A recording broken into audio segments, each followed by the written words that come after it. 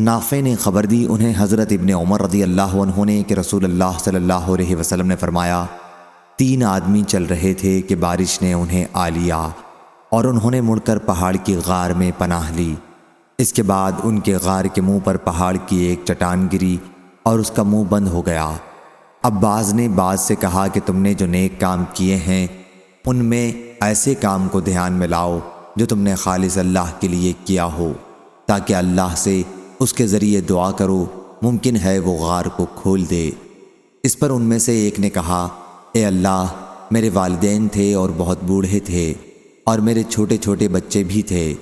میں ان کے لیے بکریاں چراتا تھا اور واپس آ کر دودھ نکالتا تو سب سے پہلے اپنے والدین کو پلاتا تھا، اپنے بچوں سے بھی پہلے۔ ایک دن چاری کی تلاش نے مجھے بہت دور لے جا ڈالا، چنانچہ میں رات گئے واپس آیا، میں نے دیکھا کہ میرے والدین سو چکے ہیں۔ میں نے معمول کے مطابق دودھ نکالا، پھر میں دوہا ہوا دودھ لے کر آیا اور ان کے سرہانے کھڑا ہو گیا۔ میں یہ گوارا نہیں کر سکتا تھا کہ انہیں سونے میں جگاؤں، اور یہ بھی مجھ سے نہیں ہو سکتا تھا کہ والدین سے پہلے بچوں کو پلاؤں۔ بچے بھوک سے میرے قدموں پر لوٹ رہے تھے اور اسی کشمکش میں صبح ہو گئی۔ پس اے اللہ، اگر تیرے علم میں بھی یہ کام میں نے صرف تیری رضا حاصل کرنے کے لیے کیا تھا تو ہمارے لیے کشادگی پیدا کر دے کہ ہم آسمان دیکھ سکیں۔ اللہ تعالیٰ نے دعا قبول کی اور ان کے لیے اتنی کشادگی پیدا کر دی کہ وہ آسمان دیکھ سکتے تھے۔ دوسرے شخص نے کہا، اے اللہ، میری ایک چچا زاد بہن تھی اور میں اس سے محبت کرتا تھا، وہ انتہائی محبت جو ایک مرد ایک عورت سے کر سکتا ہے۔ میں نے اس سے اسے مانگا تو اس نے انکار کیا اور صرف اس شرط پر راضی ہوئی کہ میں اسے 100 دینار دوں۔ میں نے دوڑ دھوپ کی اور 100 دینار جمع کر لایا، پھر اس کے پاس انہیں لے کر گیا۔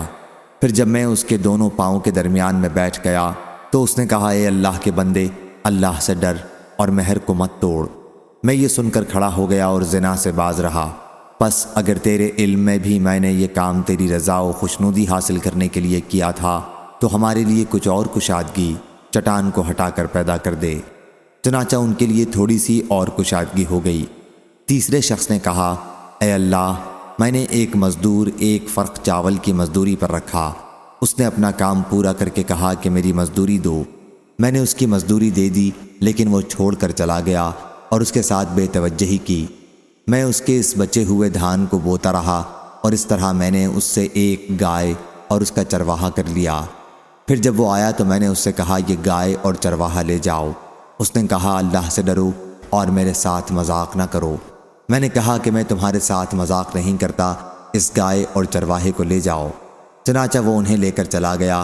پس اگر تیرے علم میں بھی میں نے یہ کام تیری رضا و خوشنودی حاصل کرنے کے لیے کیا تھا تو چٹان کی وجہ سے غار سے نکلنے میں جو رکاوٹ باقی رہ گئی ہے اسے بھی کھول دے۔